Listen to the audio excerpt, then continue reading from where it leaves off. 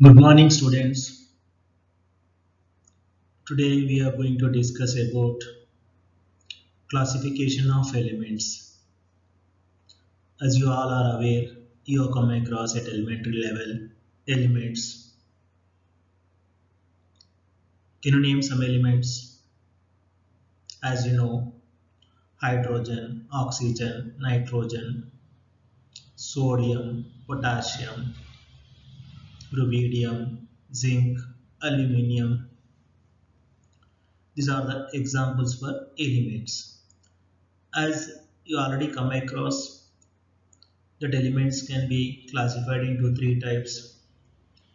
They are metals, non-metals, metalloids.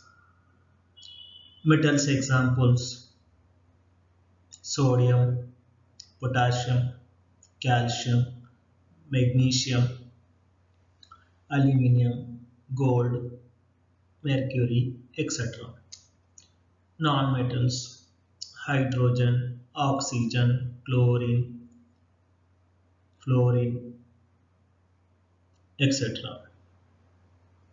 Metalloids: strontium, arsenic, antimony, bismuth. This is the classification you have come across at elementary level.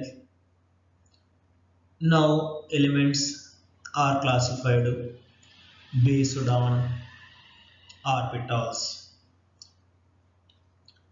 As all we are aware about the long form periodic table, where elements are arranged in tabular form. Long form periodic table is constructed by Niels Bohr based on atomic number property. If you see the long form periodic table, there are vertical columns, horizontal rows. Vertical columns are called groups, horizontal rows are called periods. Here, each group elements was similar in physical and chemical properties. Now, elements have been classified based on orbitals. S block elements, P block elements, D block elements, F block elements. What do you mean S block elements? If differentiating electron or lost electron is entering into or occupying into S orbital, they are known as S block elements. If differentiating electron entering into p orbital, they are known as p block elements. If differentiating electron entering into d orbital, they are known as d block elements. The differentiating electron entering into f orbital, they are known as f block elements. So overall, in the long form periodic table, the elements are classified into four types: S block elements, P block elements, D block elements, F block elements. As you know, S block elements are placed left side in the long form periodic table. Right side P block elements are placed. In between S and P block elements, D block elements are placed. Below the D block elements, F block elements are placed. These S and P block elements are known as representative elements. D block elements are known as transition elements. F block elements are known as inner transition elements. And in S block again there are two groups: alkali metals, alkaline earth metals. In P block elements, you will find that group 3A to 7A. including zero group elements. 3A group elements are known as boron aluminum family, 4th A carbon silicon family, 5th A nitrogen phosphorus family, 6th A oxygen sulfur family, 7th A halogens, and zero group elements. Zero group elements are also known as inert gases, rare gases, ideal gases. They are helium, neon, argon, krypton, xenon, radon. Now come to our topic, that is d block elements. As you know, d block is nothing but if the differentiating electron is entering into d orbital, they are known as d block elements, which are placed in between the s and p block elements in the long bound periodic table. Now we are going to discuss about d block elements.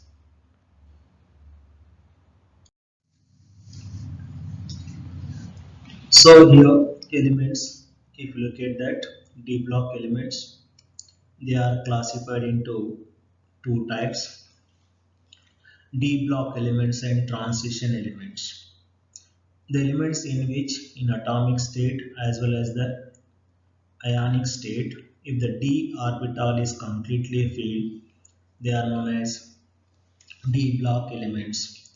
We can take the zinc, cadmium, mercury.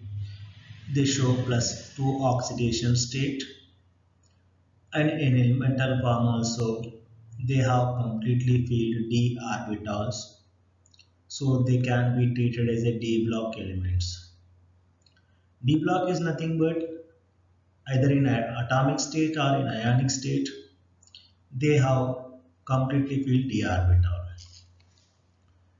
If there is an incompletely filled d orbital in ionic state or in atomic state, they are treated as a transition elements. Treated as a transition elements. Again, these elements have been classified into two types: non-typical transition elements and typical transition elements. The elements scandium, yttrium, lanthanum, actinium. They are known as non-typical transition elements, and remaining all are the typical transition elements. Now come to the series. As you know, there are four series: 3D, 4D, 5D, 6D. 3D series starts from scandium, ends with zinc, atomic number 21 to 30. 4D series starts yttrium, ends with cadmium, atomic number 39 to 48.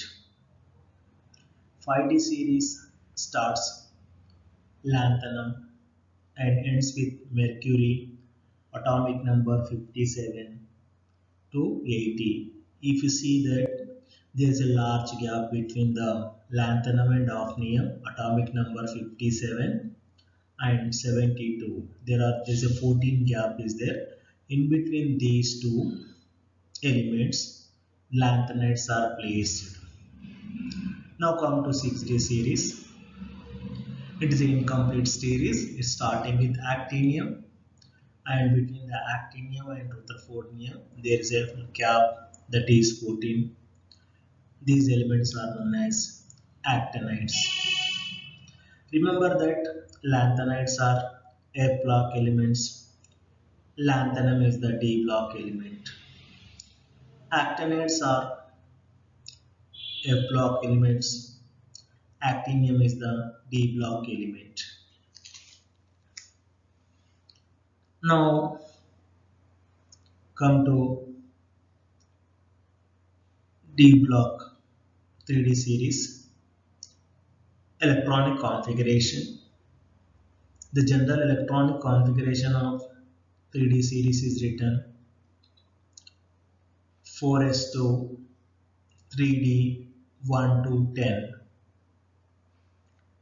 As you know, when electrons are entering into orbital, they occupy that orbital which has the least energy. If you see that after filling the 4s orbital, electrons are entering into 3D orbital, but 4s orbital is located in 4th orbit, 3D orbital is located in 3rd orbit. So here if you see the relative energy of these orbitals, 4s orbital is nothing but principal quantum number is 4, azimuthal quantum number is 0, s orbital azimuthal quantum number 0, 4 plus 0 is equal to 4. In case of 3D orbital, principal quantum number is 3, azimuthal quantum number is 2. So relative energy of 3D orbital is 5. So it has the greater relative energy than 4s orbital. That is the reason first two electrons are filling in 4s orbital. After that electrons are entering into 3D orbital. So if you look at the electronic configuration of 3D series, scandium 1s2, 2s2, 2p6, 3s2, 3p6, 4s2, 3d1. 4s2, 3d1. You can see that. Hereafter we are writing electronic configuration. Up to argon it is similar. After that we are writing titanium, argon, 4s2, 3d2. Vanadium, argon, 4s2, 3d3. Chromium, 4s1, 3d5. Manganese, argon, 4s2, 3d5. Iron, argon, 4s2, 3d6. Cobalt, argon, 4s2, 3d7. Nickel, argon, 4s2, 3d7. Nickel, 4s2, 3d8. Copper, 4s2, 3d, 4s1, 3d9. Zinc, 4s2, 3d10. So here if you look at that electronic configuration, in case of chromium and copper, s orbital, 4s orbital has 1 electron and copper also has 1 electron. This is the violating of electronic configuration. We discuss it why it is so when we are discussing in detail electronic configuration of 3D series. What might be the reason also we will explain. In the same way, general electronic configuration in all the remaining 3D, 4D, 5D series also will be similar. But in 3D, 4D series and 5D series, the violation of electronic configuration is observing more or much than 3D series. The reason is that as the atomic number is increasing, that electrons are entering into in case of 3D series, electrons are entering into ultimate and penultimate shell. In case of 4D and 5D series, electrons are entering into ultimate, penultimate, anti-penultimate shell. That is the reason there is a violation of electronic configuration. We are going to discuss about these based on several factors considering. So you come across that transition series etc.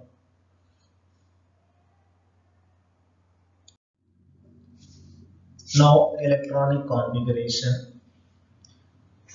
Just I told here after we use the argon 4s1, 4s2, 3d1 in case of scandium, titanium 4s2, 3d2, vanadium 4s2, 3d3, chromium 4s1, 3d5.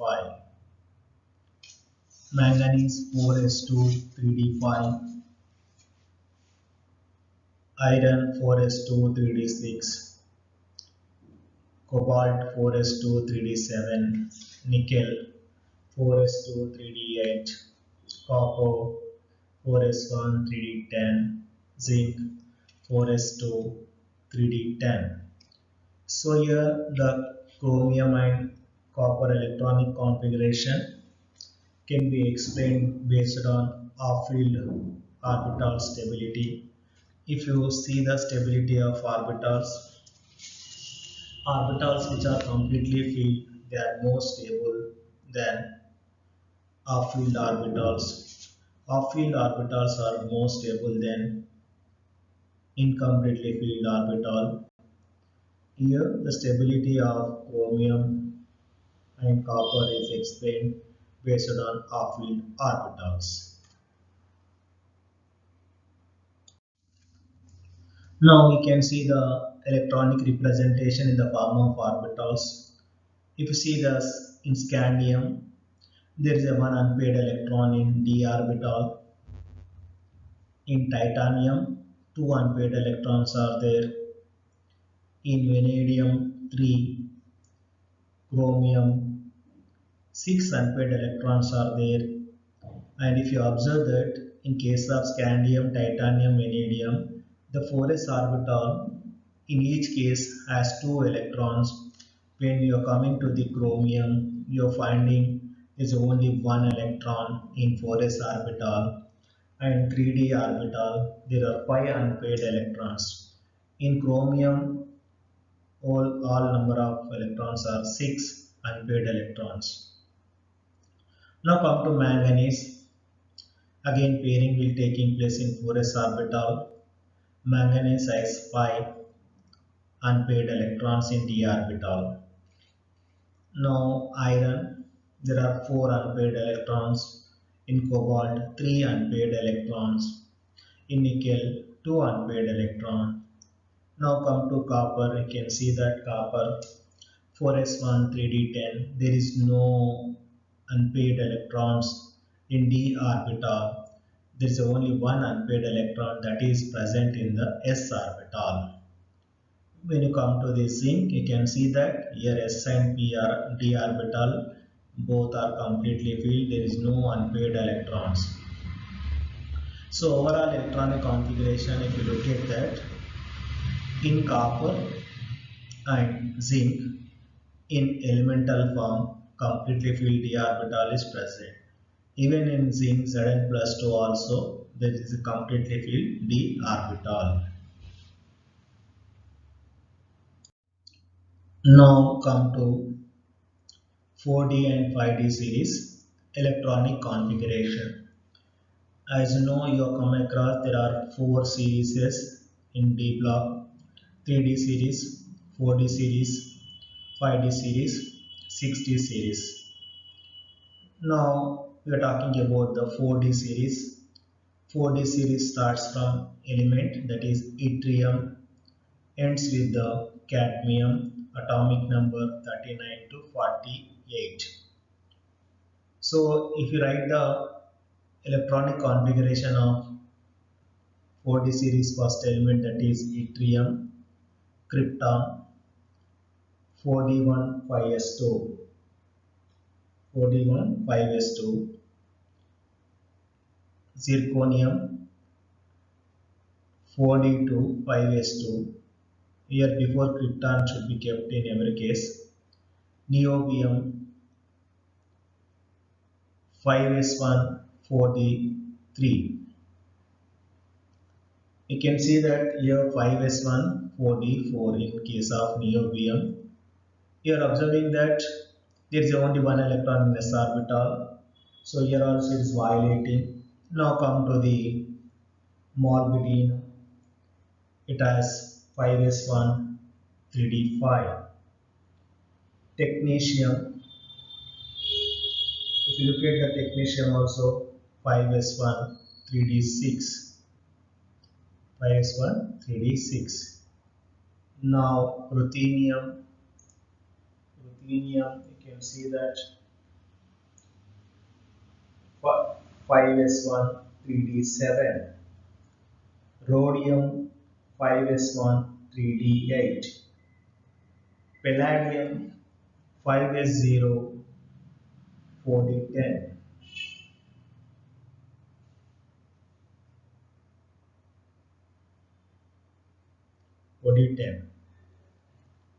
Next, silver 5s1 4d10, cadmium 5s2 4d10. So if you look at here electronic configuration, in the 3D series you have observed only chromium and copper. They are violating the electronic configuration rules. Here you can see that niobium, molybdenum, okay, technetium, ruthenium, rhodium, palladium, silver. In all the cases, you are observing electronic configuration is deviating. The anomalous electronic configuration of molybdenum, that is 4s1 3d5, silver 5s1 4d10, can be explained in off-field orbital stability and completely filled orbital stability. The electronic configuration of niobium, ruthenium, rhodium and palladium can be explained based on electron-electron repulsion and electron nucleus attraction forces. Electron nuclear attractive forces. Now come to 5D series, that is starting element is lanthanum, ending element is mercury, then the elements lanthanum, hafnium, tantalum, tungsten, rhenium, osmium, iridium, platinum, gold, mercury. Look at the atomic numbers. Lanthanum 57, hafnium 72, tantalum 73, tungsten 74, rhenium 75, osmium 76, iridium 77, platinum 78, gold 79, mercury 80. Here if you observe that there is a gap between the lanthanum and hafnium, the atomic number 57 and 72, there are 14 gap is there. That is the lanthanides. After filling one electron in d orbital, the differentiating electron is entering into f orbital. Now come to electronic configuration of this one. As you know, here xenon, after writing the xenon, here we are writing 5d1 6s2, 5d2 6s2, 5d3 6s2, 5d4 6s2, 5d5 6s2, 5d6 6s2, 5d7 6s2, 5d10 6s0, 5d10 6s1, 5d10 6s2. So here if you look at that, in 6s orbital, the electrons are there to up to iridium. When you are observing platinum, gold and mercury, where in each case d orbital is completely filled 10 10 10, and in case of platinum there is no electrons in 6s orbital, 6s0, and in gold in 6s orbital only one electron is present, in mercury two electrons are present. So in the 5D series, If you see in elemental form, platinum, gold and mercury, they have completely filled d orbitals. Completely filled d orbitals.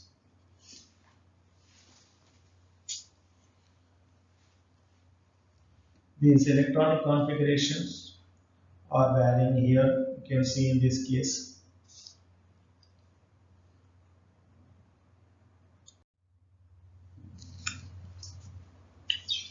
Variable oxidation states. As you know, one of the most important property of transition element is variable oxidation state. If you see non-transition elements, P block elements, S block elements, they show oxidation state is equal to their group number. Very few cases you will find more than one oxidation state. Example, you can take lead can show +4 and +2. The maximum oxidation number is equal to their group number. But transition elements exhibit variable oxidation states. The reason is that their electronic configuration or structure. In case of non-transition elements, I mean to say P block and S block elements, where electrons are taking part from ultimate shell or balanced shell. In case of D block elements, I mean transition elements, electrons are taking part in ultimate and penultimate shell. S and D electrons are taking part. That is the reason they are showing variable oxidation states. Now you can look at the oxidation states of each element. It is given in the tabular form from scandium to zinc 3D series. You can see that scandium shows +3 oxidation state, titanium +2, +3, +4, vanadium +2, +3, +4, +5, chromium +2, +3, +4, +5, +6, manganese +2, +3, +4, +5, +6, +7, iron +2, +3, +4, +6, cobalt +2, +3, +4, nickel +2, +3, +4, copper +1, +2, zinc +2. Now if you see the 3D series, the most stable oxidation state is +2 state, which is shown by all the elements except scandium.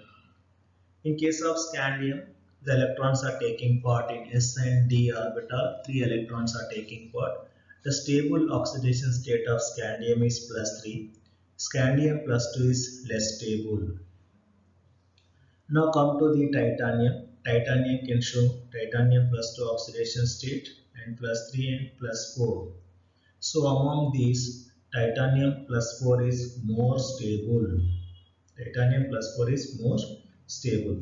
Similarly, when you are saying that vanadium, it can show +2, +3, +4 and +5. So among these oxidation states, +5 oxidation state is more stable. In case of chromium, it shows +1, +2, +3, +4, +5, +6. Chromium +3 and +6 are more stable form. +3 and +6 are more stable form. Now come to manganese. Manganese will show +2, +3, +4, +5, +6, +7. Here manganese can lose 7 electrons from S and D orbital, 2 electrons from S orbital, 5 electrons from D orbital. So here +2 oxidation state is known as manganese. +3 manganic, +4 manganite, +6 manganate, +7 permanganate. Among the all oxidation states of manganese, +2, +4, +7 are stable forms. Now come to cobalt. In cobalt you can see +2 oxidation state is more stable, and +3 also you will find stable in. Now come to nickel. In nickel there is a +2, +3, +4, but among all +2 is more stable in case of nickel. When you are observing the copper, copper is showing that +1 and +2 state. The stable form of copper is that +2 state.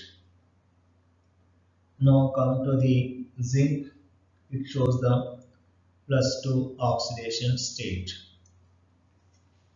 So these are the variable oxidation states shown by 3D series. The most stable form is +2 oxidation state. The maximum oxidation state is shown by manganese, that is +7. And in every series, if in every group, if you look at that, the maximum oxidation state is stable. If you see that scandium to manganese, if you observe, scandium +3 is more stable, titanium +4 is more stable, vanadium +5 is more stable, chromium +6 is more stable, manganese +7 is more stable. When you are moving from atomic number 25, beyond 25 to 30, lower oxidation states are more stable. When you are coming from atomic number 21 to 25, higher oxidation states are more stable. You can see clearly in the table. This is about the oxidation states of 3D series. In remaining 4D and 5D series, we'll discuss in next class.